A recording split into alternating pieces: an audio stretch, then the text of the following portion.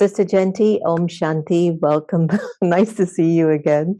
I think this might be our year together to spend a lot of time. Well, it's good. Thank you, Jenna. I know you've done amazing things across the world. And so please don't call yourself a little P.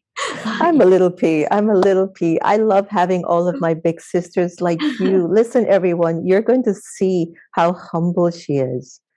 I mean, I can't begin to tell you the weight of depth of wisdom and compassion and purity that flows through her. And I could only try to get a few percentage of that. And I really mean that.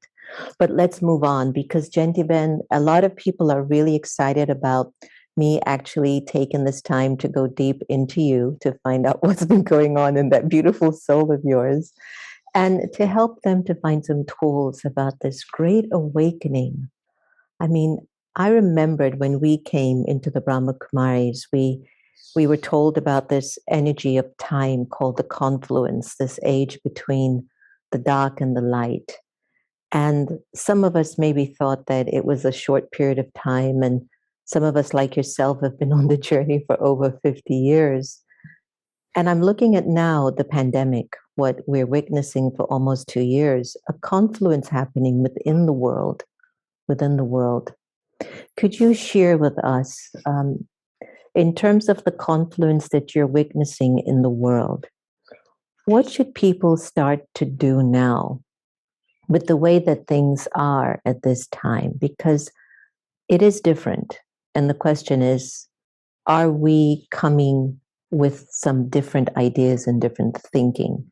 So, what would you recommend individuals should start to pay attention to as they participate in this global confluence that's taking place in their lives right now?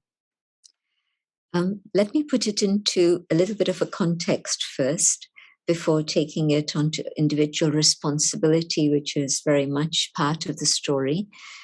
I see how on the one side there's the descending energy, the energy of darkness, and you can see it in terms of the values that our politicians have or don't have.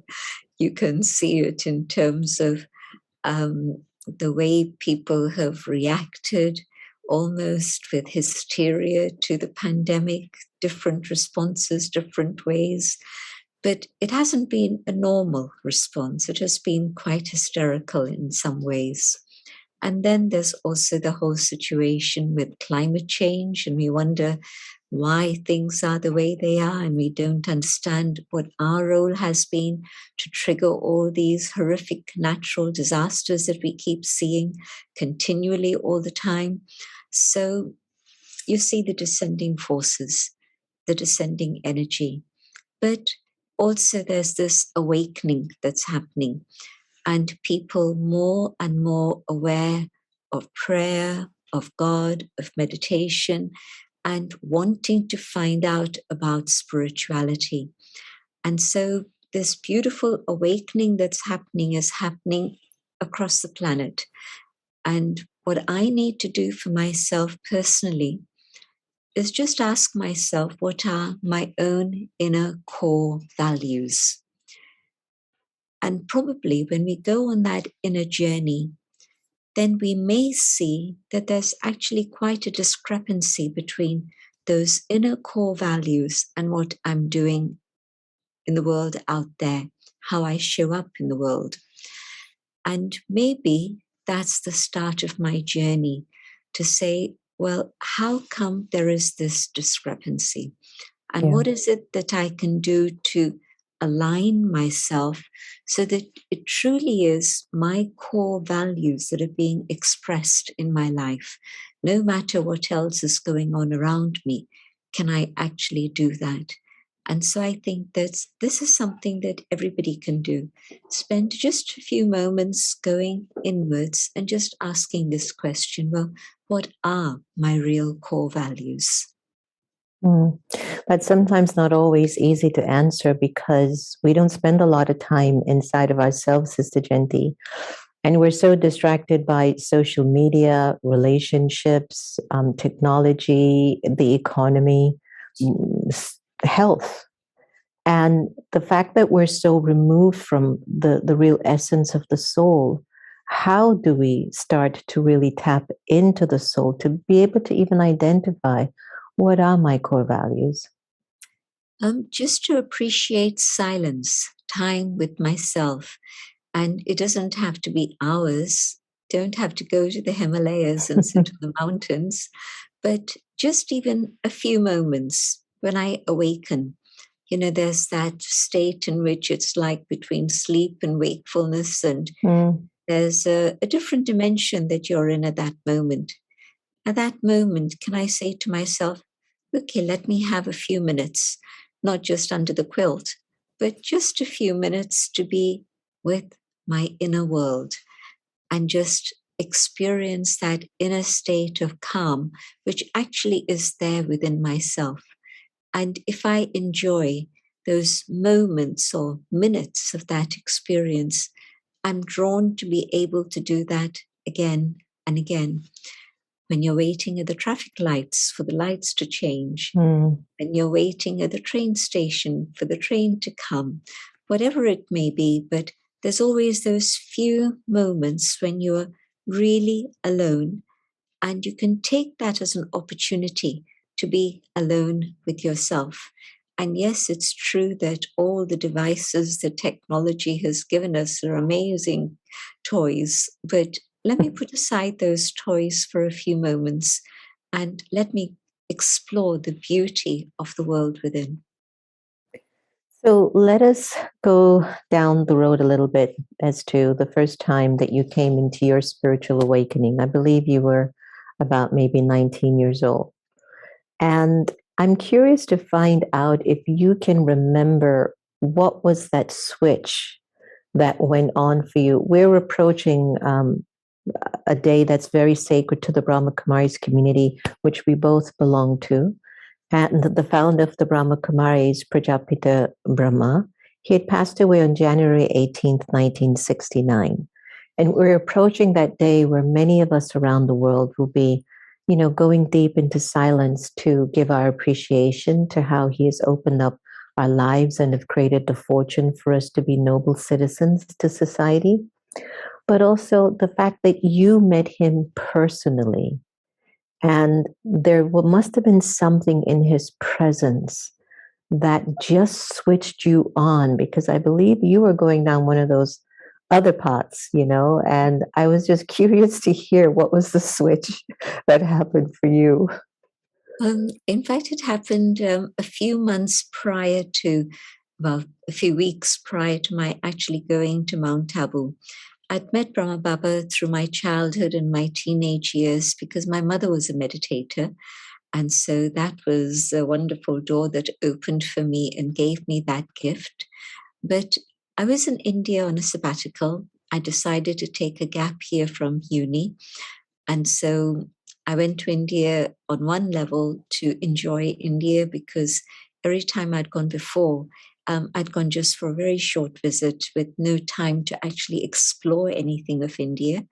And so this time I was going with an open ticket and time enough to wander around and go here and there and see the history, the beauty, the story of India. And while I was in India that time, I think that shift began to happen gradually. But there came a point when I thought, I need to feed my mind. I've been enjoying everything here, but my brain seems a bit vacant. I need to feed it something. And my first thought was, I want to go to the Brahma Kumaris to see what they actually have to say, because I've never listened properly. I know the people, I love them, but I've never listened. So I went knocking on Daddy Janki's door, and one word she said opened something for me. And she said, conscience. She said, everybody's conscience seems to be asleep, and it's time to awaken the conscience. And the reason why the conscience has gone to sleep is because of so many external influences, media and society and education and peer pressure, all sorts of things. And she caught my attention. And I said, well, how do you do that? And she said through meditation. And I began that same morning to study what is meditation. And so all this was happening. And within 6 weeks, I had the thought, this is the life I want to have.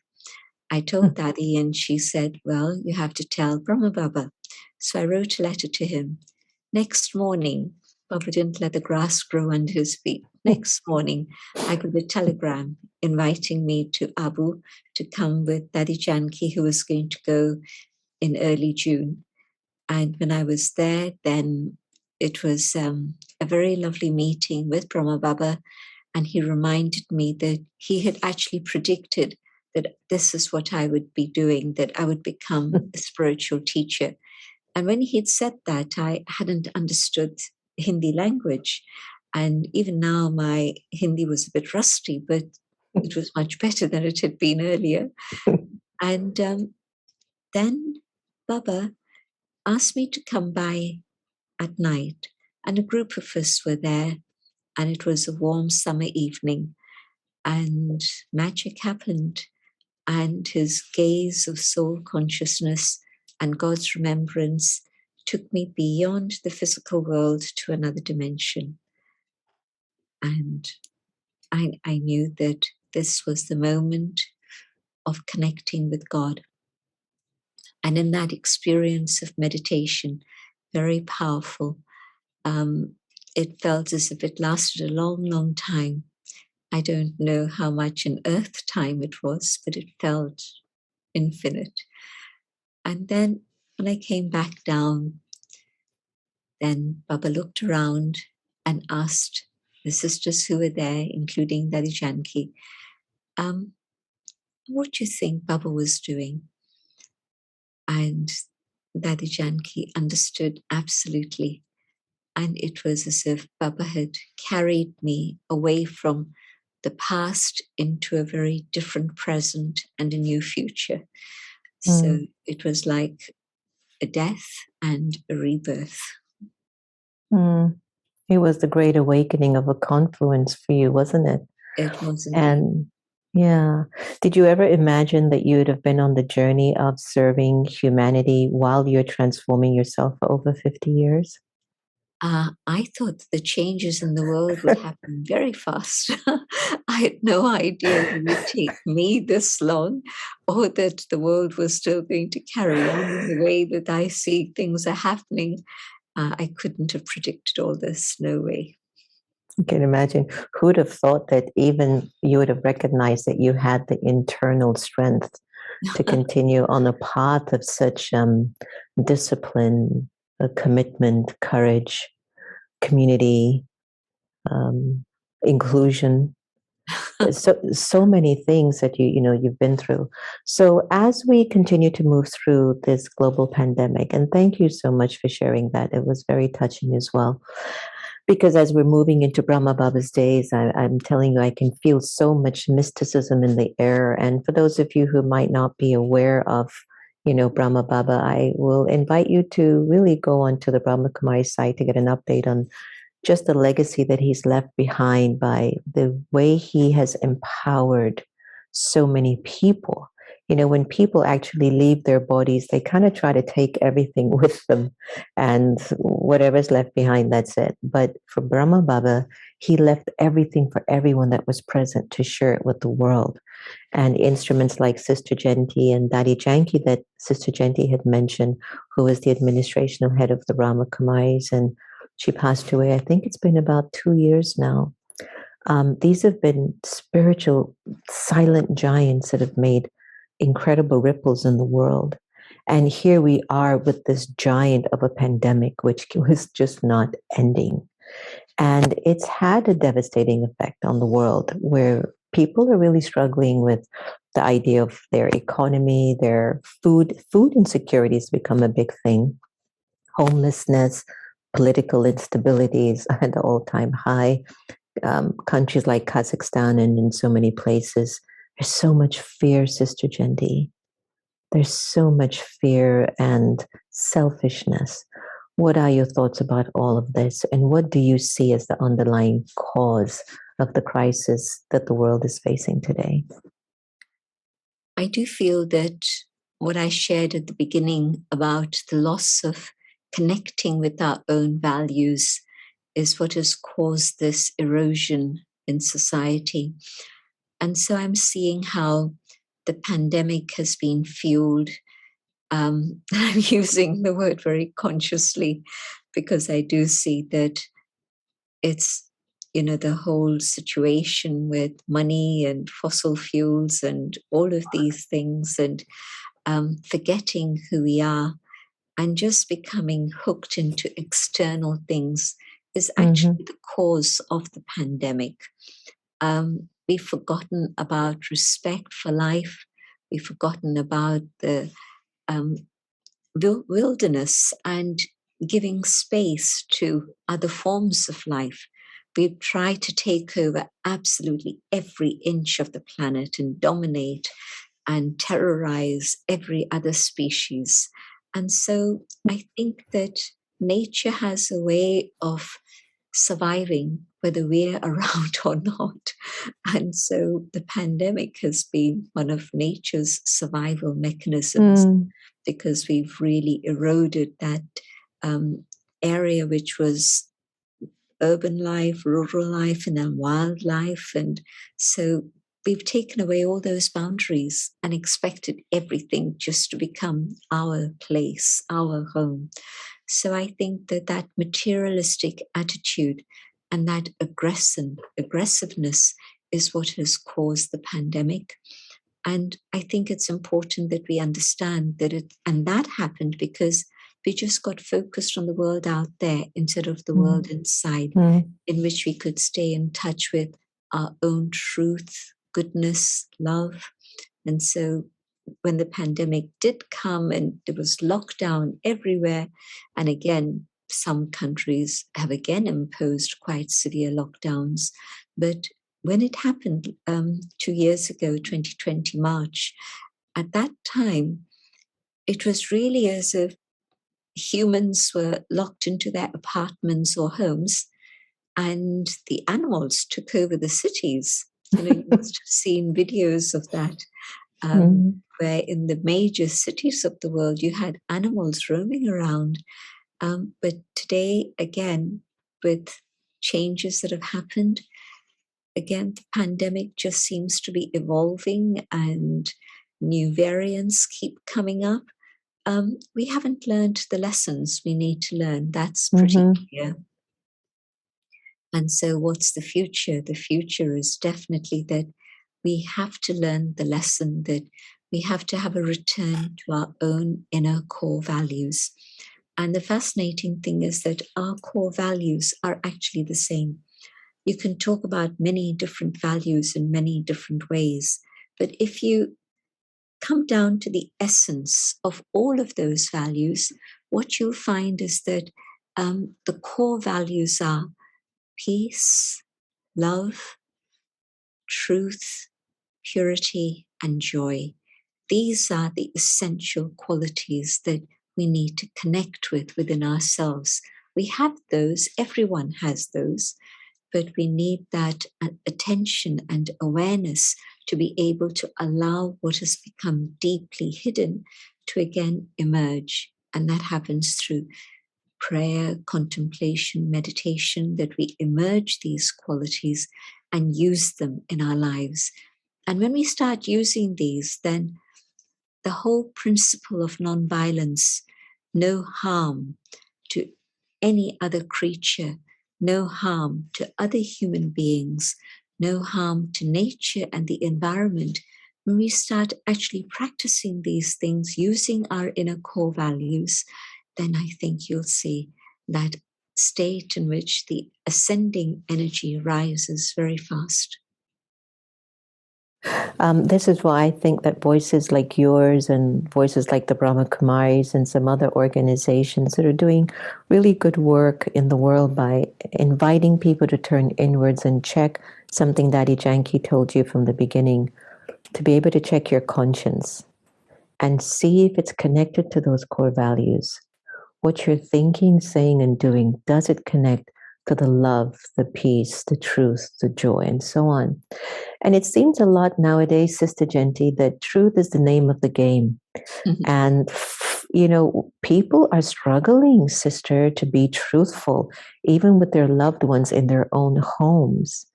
What is the reason for a soul not having I don't know if it's tenacity or courage or just character of just being truthful first with the self and truthful with God, that they can be truthful with each other? We don't give time to ourselves, as you said in the beginning. We don't make time to spend with the self to be able to really understand what are my motives. Are my motives clean?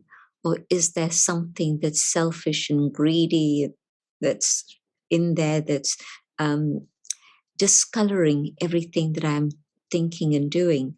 So to make time for the self, that's absolutely vital.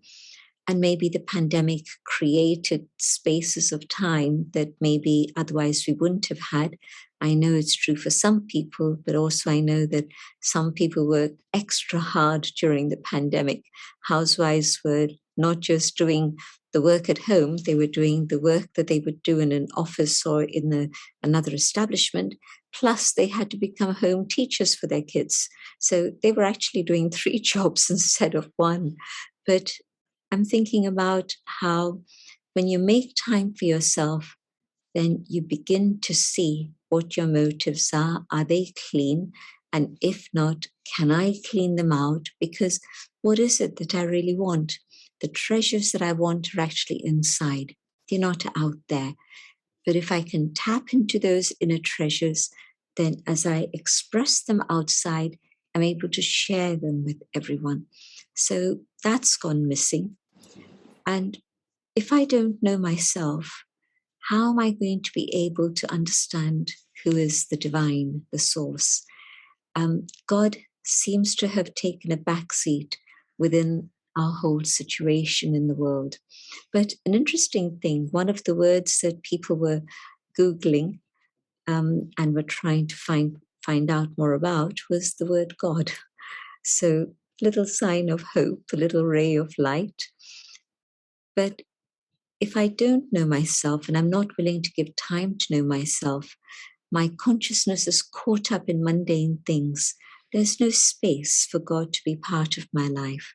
But when I clear that space, then I can begin to tune into that awareness and the presence of the divine and start making a connection.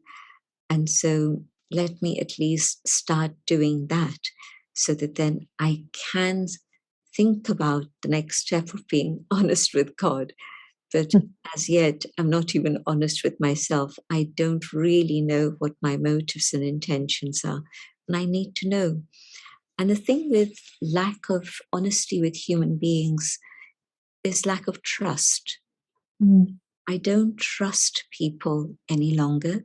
Maybe I've had bad experiences, I've been deceived, or maybe I feel insecure. And I think that insecurity is the cause of the fear that you mentioned earlier.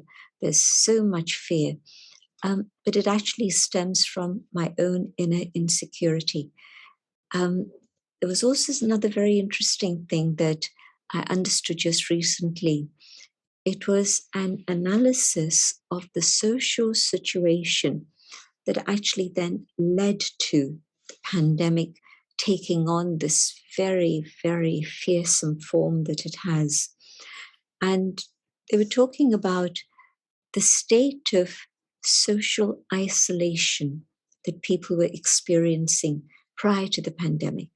And it meant that it's not that they were alone, maybe they were alone, but maybe they were even at work with other people, maybe they were at home with other people, but they couldn't trust them, they couldn't come close to them. And so internally, there was an isolation. Secondly, they found no meaning in the work that they were doing. And if you look at the stats, then you'll see that so many people either during or after the pandemic, well, is still ongoing, but in recent times we heard that so many people have left their jobs. Some couldn't keep their jobs, but many left their jobs because of lack of stimulation or lack of meaning in their job. The third reason, everybody's in a state of anxiety, and maybe there's nothing to be anxious about. And then when the pandemic happened, that became the focal point. It was now easier to name it and say, I'm anxious because of this, whereas before it was amorphous and people were anxious but didn't have a focus for their anxiety. So the pandemic provided a focus. And the third thing that anxiety, fourth, yes, I'm to the Fourth. Yeah. So the fourth thing, stress. Everybody's stressed out, too busy, too many things of distraction. And so when the pandemic came, it was the right moment for everybody to be caught up in that insecurity and fear. But in terms of human relationships, absolute no trust. Trust has broken down. So looking at that as the reality, and perhaps one of the major causes for the fear that's so rampant in 7.5 billion of us across the globe, I want to go back to something you shared about God and how it was one of the most Googled words on Google. When we talk about that energy, and some people tend to don't want to put a word to it, energy, light, universe, it's God, it's Baba, just take it, right? But when we talk about the energy of God, can you share with us the benefits of not only establishing a connection with God, with Allah, Jehovah, Bhagwan, Khuda, the divine, but also establishing a relationship after the connection? Could you take us through the connection and then a few steps that could help us to develop a relationship? Because it's easy to break a connection, but it's not always easy to break a relationship. So if we're in a relationship with God, with Baba, then no matter what we go through, we're going to turn to this energy to support us or to guide us. And one of the things that I've observed, and please, I'm not accusing anyone of anything, but I've noticed even for myself, in my earlier days when I was much younger, I actually had a fear for God. So I've even found that if I'm afraid of a person, I stay away from them. So I just couldn't connect with that. And it wasn't until I came into the Brahma Kumaris and I started to understand the energy and the interpretation of God clearer, then I was able to not only connect, but to keep Baba with me as my best friend in everything that I do. Could you share, Sister Jayanti, how to make the connection, one? Secondly, what are some of the steps to create a relationship with the divine? I mentioned how it's important to know the self. And if I put it a bit differently, when I think of myself as the physical form, this body, and my identity is locked up in this, I'm absolutely in a little box and I can't think or experience anything out of that box. Everything is connected with the physical and I'm locked into that physical domain.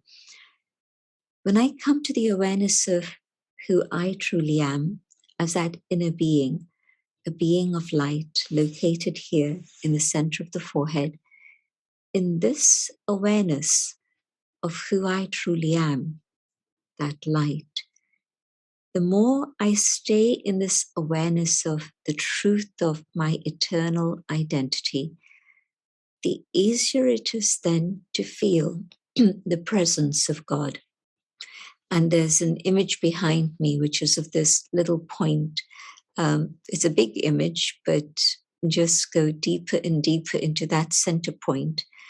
And that infinitesimal dot, that point of light, is the image of the soul, but it's also the image of the Supreme Soul, God, and all the other names that we heard earlier. In soul consciousness, forgetting this body, then I connect with the Supreme Being, the Source. And it's only through soul consciousness, stripping away this, that I can make that connection. Think about the experiments you did as a 12-year-old in science laboratories at school. And what you had to do was, if you were trying to make the electrical circuit work, the rubber casing on the wire had to be peeled off. You had to use a scalpel and peel away that rubber insulation, and then the wire could connect with the source of power, the source of electricity, and you got the circuit and the energy is flowing. So this is like the shell, the case. And while I'm locked into this, I can't connect with the divine. But stepping away from this, coming to the awareness of my spiritual identity, the soul, then I can feel the presence of the divine and make that connection and feel the love and the power and the peace reaching me, coming through to me. But yes, you're very right. It's not just a connection, it's a relationship. And a very lovely relationship is to think of God as my mother. And it's not it's not an aspect that's been understood very much in the West. But in fact, that awareness of God as the mother is very, very beautiful.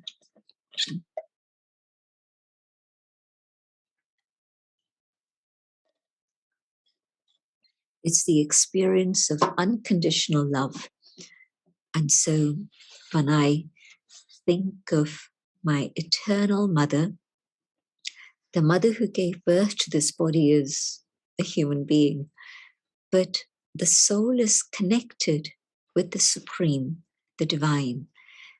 And the Supreme Mother absolutely offers unconditional love, non-judgmental love. And it doesn't matter whether I've rejected God or I've searched for God or I haven't searched for God. None of those things matter. The love of the mother is consistent and constant and eternal. And so I begin to experience that love, and the bond is absolutely eternal. And that discovery means that I'm never going to be able to forget this connection. Now it's a relationship with my mother. Another aspect, I think about God as the Father, but not a father who wields a rod. No, that image of God as the one I need to fear is absolutely wrong. It is, as you say, taken so many people far away from the divine. But God is truth, God is love, love is God. And so God truly is the loving mother, but also the warm, compassionate Father who wants to give me everything that he has and keep nothing for himself. God's love is for the child. God's treasure store of happiness is for the child. God's storehouse of peace is for the child. Everything I want, everything I need is available from this one Supreme Being. And so experimenting with the relationship with parent, the father, is a very beautiful experience again, because the father has property, the father has an inheritance, and he just gives it to the child. But yes, in relationship with my parent, mother, and father, I have to learn about obedience. So there are spiritual laws that my parents teach me. And when I understand those spiritual laws and I begin to follow them, my parents are pleased with me, and everything that I receive from them multiplies, and it comes to me as blessings from them. You know, in olden days, when a child would, or even a young adult, would leave home to go somewhere, they'd pop in and say goodbye to their mum and dad, even if it was just, bye, mum, see you tonight, or whatever it was. Wouldn't necessarily be a long thing, but there would be that connection. Mm-hmm. And Mm-hmm. it would be like making sure that they were going to stay safe and protected, and they'd carry that blessing with themselves when they moved out. And Yeah. so that connection of love and responsibility, accountability, and being obedient to God is something that brings blessings from God. Yeah. So, yes, there's everything that one needs available from one. Mm-hmm. It's so powerful, no? I mean, it's one shop to get everything that we're searching for, and we're going shopping in a million shops and still coming out with not much, you know? I always give the example of a dollar store, no pun intended to the dollar shoppers, but what's in a dollar store versus what's in Tiffany's. And it's just a whole different idea, different quality of life. And I've often wondered, what is it that pushes us away from the embrace of deepening that intimacy between the soul and the divine? Nowadays, with the synagogues, the churches, and so many religious places closing down, in America, approximately 30 churches close down every month. Every month. And that was pre-pandemic, before the pandemic actually took place. And, you know, Sister Jayanti, one of the things that I've loved the most about our spiritual community is that it doesn't squeeze God into a religion. It actually offers God in a way that each person can take as much as they can after they've understood the interpretation of the divine. And as we look at the fact that everyone's on a little bit of sensitivities, I mean, everyone's moving in a very sensitive or delicate manner. Places are closing. The Brahma Kumaris has done tremendously well as a result of the pandemic. And I have heard, and even for ourselves here, things just continued. Things never closed, apart from having all the students and family come over in the numbers that we're used to. But it has continued. What do you think is at the basis of the community thriving so much despite what's going on in the world? I'll share a few thoughts. Mm. Firstly, I think it's because there's a practical experience being offered. People are very tired of theory. They want to have the practical experience. And so when I first even understood that first lesson of the soul, it was such an amazing experience walking home back to my grandmother's place where I was staying when I was in India that time, in Pune. And I got home, and normally that walk would take 15 minutes or so. And I couldn't remember having walked. I must have passed those various shops and, those tradespeople and everything to get back to my home. But I couldn't remember any of that. It was like I'd been lifted and carried. And it was simply because that concept of soul was absolutely fixed, and I was feeling it. I, the soul, am the shining light. And the shining light was walking and didn't see anything around, and got home and said, well, how did I get here? I must have flown. So experience comes very, very quickly. And this is what gives people faith and confidence that, yes, it's a path worth following, not just the experience of soul, but the experience of God. So that's been a very, very powerful thing, I think, for many people.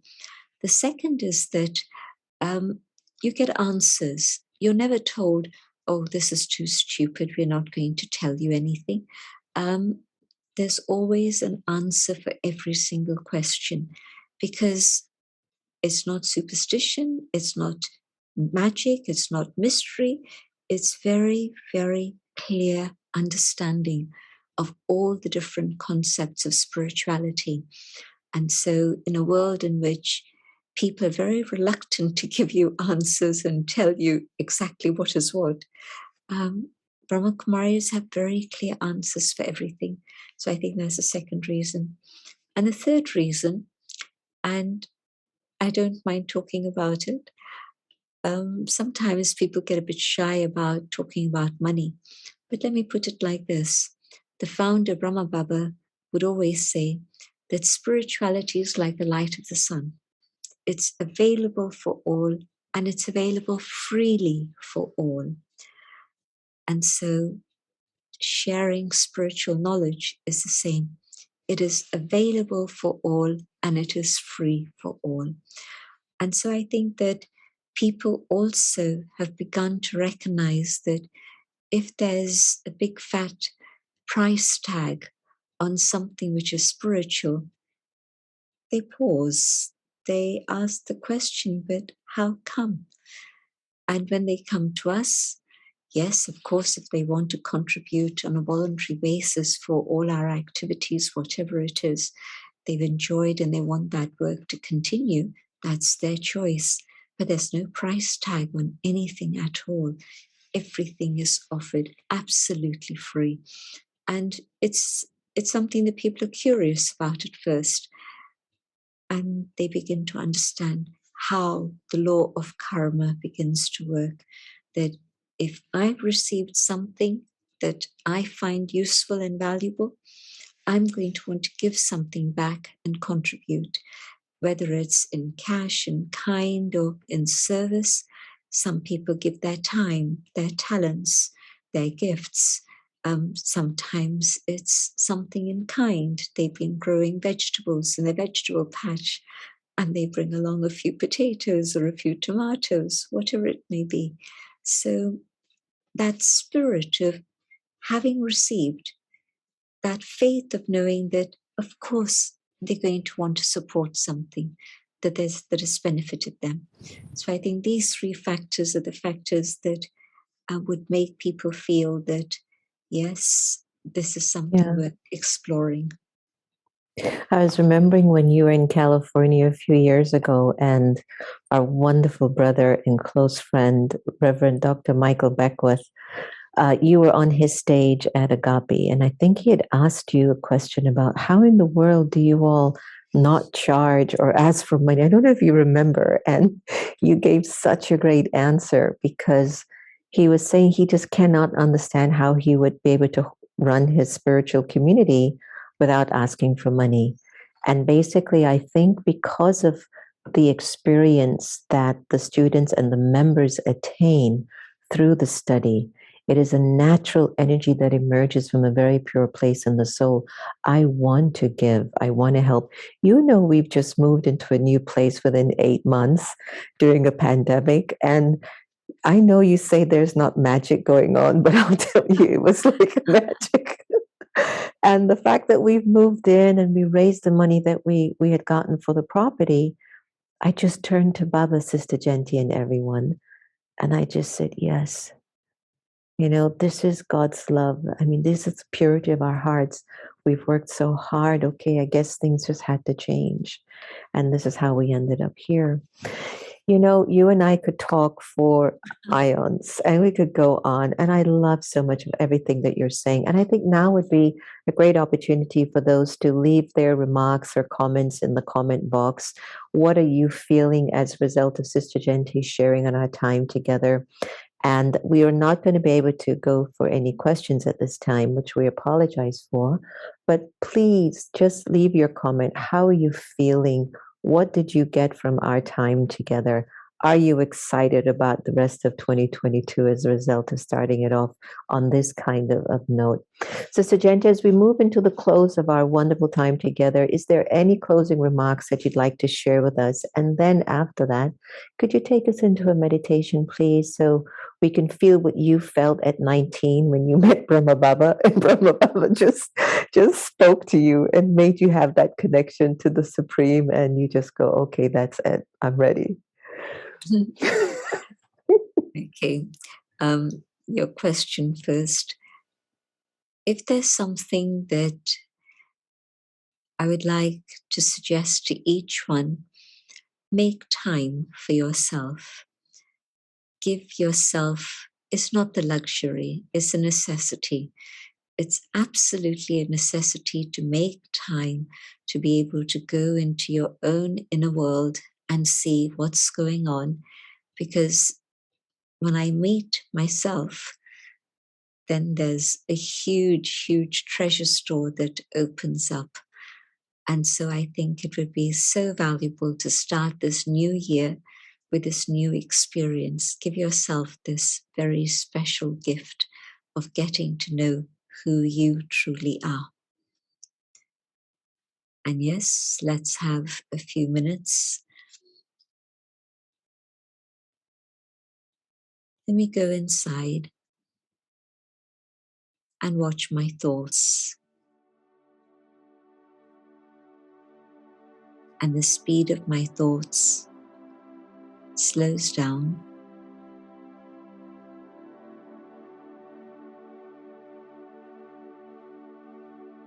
And I pick up on one thought, the thought of peace.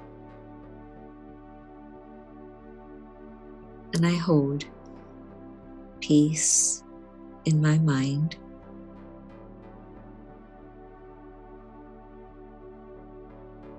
And as I feel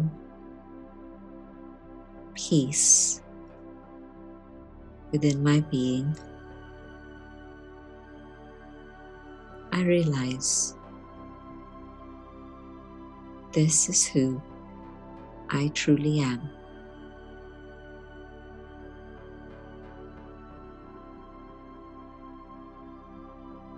And in this awareness of peace and the being of light, the soul, I connect with the Supreme, the Divine.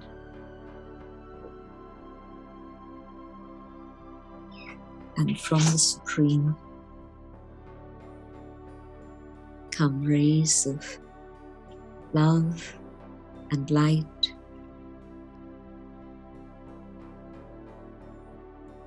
And these not only reach me, but they reach out into the world.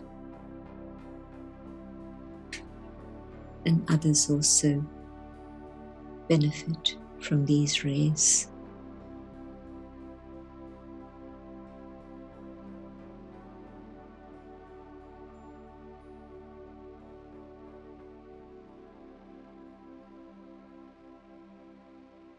As I come back into the awareness of the physical domain, I hold this awareness of the inner being that I am and remind myself, I am peace, I am light. Thank you to everyone. Thank you to Jenna. Thank you to Geeta Ben. Thank you to Nilesh Pai for stepping in at the last minute. Thank you to all. Thank you so much, Sister Jayanti.